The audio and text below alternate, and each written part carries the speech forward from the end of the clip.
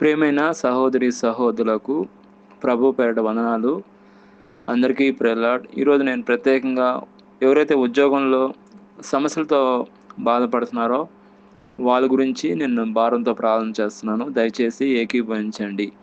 ప్రియమైన మా పరలోక తండ్రి, యేసుక్రీస్తు ప్రభు పరిశుద్ధ నామమును బట్టి మీ సన్నిధికి వస్తున్నాం దేవా.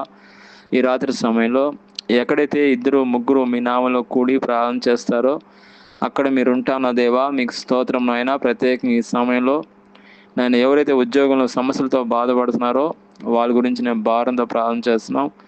సమస్యలను విడిపించండి. ఏదైతే నేను ఉద్యోగంలో బాస్ వల్ల ఆటంకాలు వస్తున్నాయో వాళ్ళ మనసు మార్చండి.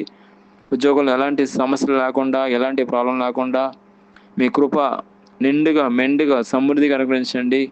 ప్రత్యేకంగా శాంతి సమానంతో నింపండి. ముఖ్యంగా నేను ప్రార్థన చేస్తున్నాం.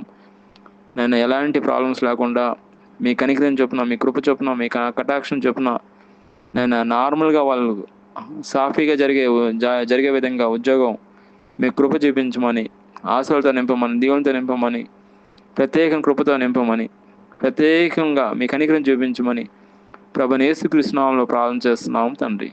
ఆమేన్.